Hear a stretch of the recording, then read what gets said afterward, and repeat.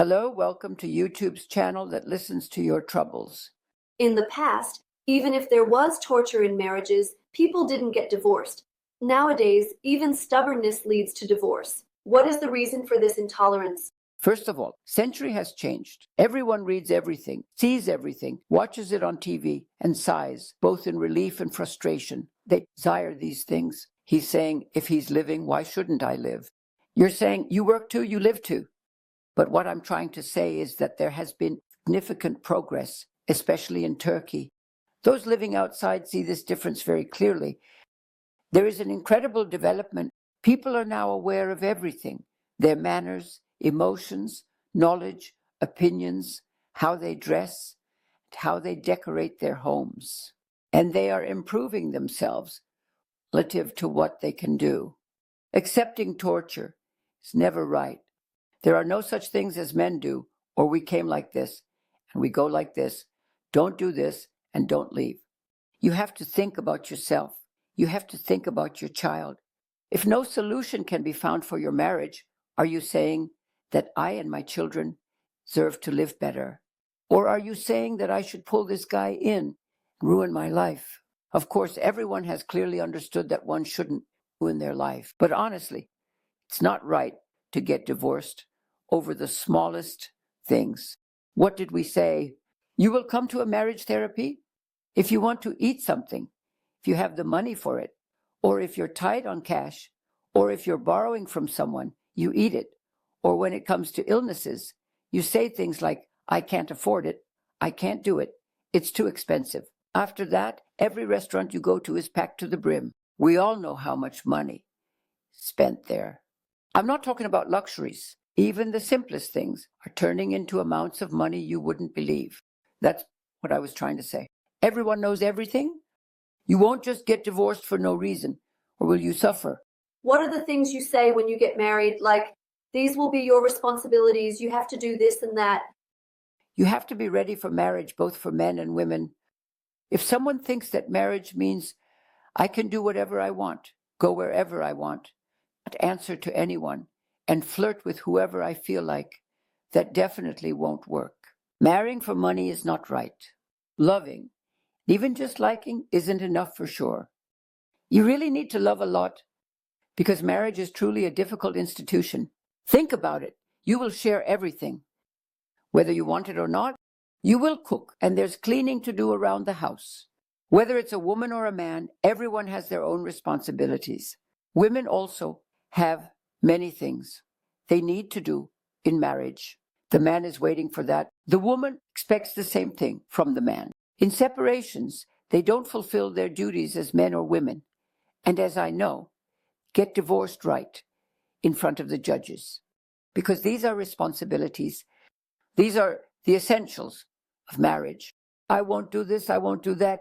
Well, I can come and go whenever I want. If you want, I can shout and call out. If they push me too much, I'll do this, I'll do that. You can't go there, you can't go here. There's no such thing. You definitely need to talk. If you are on one side and another is opposite, find middle ground. Marriage requires mutual respect and shared responsibilities. Honor your spouse's modesty preferences. Use we instead of I or you. All of these become mandatory in marriage. If you're not doing these, then you should say no from the start. You can say that everything can fit together. It's great, this and that. But if you're doing things I don't want, and if your husband doesn't want you to dress revealingly or wear short clothes, then you can't do that. You might convince him. And if he can say, forget about it, then if my wife says she doesn't care about appearances, she can do that. But marriage is an institution. It requires mutual responsibilities that everyone must fulfill. And it necessitates using the term we instead of I or you. When there are children, one of you becomes a mother and the other a father. When there are children, one of you becomes a mother and the other a father. You share everything. If you're willing to share your bed, your meals, and your money, you will get married. No, I do what I want. No, won't work. You can't do that. You can at most find a middle ground between what both sides want. Well, I can't pull it like that. Then you shouldn't get married. You shouldn't get anyone in trouble. So these are very necessary. Don't forget, subscribe to my channel. As you know, I'm Selen Karaka, marriage and relationship therapist. Welcome to the channel where we listen to your troubles.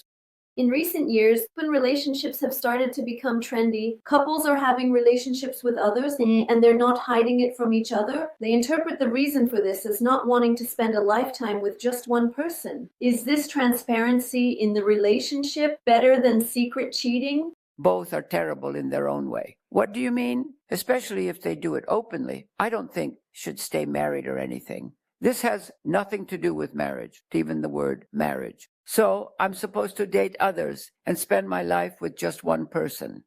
Don't get married. Are they forcing you to marry? Women want someone in their lives for security, to protect them, to be by their side, to earn the money, and to take care of them so they can have children. For every good thing, there is something in return, of course. Stay committed and avoid inappropriate situations. If you can't, commit, reconsider marriage. Even if it's your close friend, I don't want you going to their house when their husband is not home, or being at parties where you're sitting on each other's laps. But if you're thinking, am I going to always have to be with my wife, always asking for her permission to go out, then don't get married, my friend. Marriage has unwritten laws. Among those laws, it says you can't do this, you can't do that. Here I am again, coming back to my book. As I mentioned in my book, even if you're not reading it, I'm telling you, as I explained, you must absolutely remember that you are married and that your husband or wife is watching you. You shouldn't belittle them, and you shouldn't give excessive compliments to someone else's wife. These are the laws of marriage. No, I can do that too, I can do that too. After that, I'll shout, I'll call out. If it makes me angry, I might even hit. No way. When you're going somewhere, you don't explain where you're going like in the military. Or you should tell your husband or wife without them having to ask you. I'm going over there now. Today, I guess I'll do this and that. If you're a man, you should come on time at this hour. I'll call you. Or if you're a woman, today is the gold day. Or I'm going to some places in the market. I'm going to my mom's. You should say it without asking. This is not a hotel. It's unclear who is coming in and who is going out. You will explain things to each other. You should say these things without the other person asking. So am I supposed to answer everything? Yes. This is the number one truth of marriage. I no longer accept you coming home late and going out at a time when you should be with your wife and kids, except for the most unlikely emergencies. Everyone's at home. You go out for drinks with your friends once in a blue moon, but you tell your wife, we're going over there. Those are also coming. If your husband or wife doesn't want you to, if they don't like the people you're going out with, then you shouldn't go, period. I might go out, I might do it, but I don't accept spending trips separately, going out at night with your girlfriends while your husband is at home. I don't accept any of that. All of these are against marriage and togetherness. There are many more like this. You say that there must be sex in marriage. So shouldn't a marriage where everything is perfect except for sex still continue? You can't, for a marriage to be considered marriage, there needs to be 80% sex involved. It shouldn't always be the man who wants this.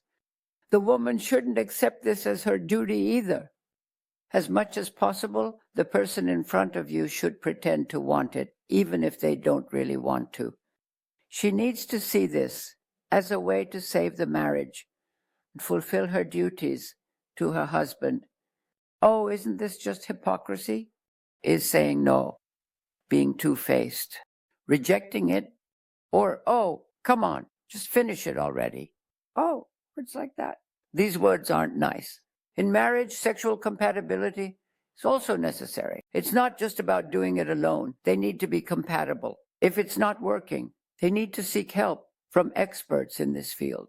But let's say the woman wants it and the man doesn't. 1, 2, 3, 5. The woman has the right to be suspicious because a man by nature not reject his wife for a long time. One way or another, even the people who love each other the least are having children. You say, how come they don't love each other? What kind of child? It's like eating whatever you can find when you're hungry.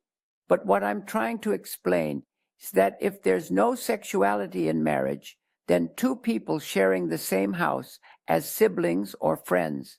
If you're not fighting, you live as two friends.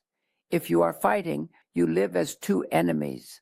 What will you base your decision on here? How are you going to split the money? So are you going to just be roommates? It won't work. Having a sex life is essential. Leave comments on my YouTube channel. Keep asking your questions. Keep sharing. And don't forget to subscribe.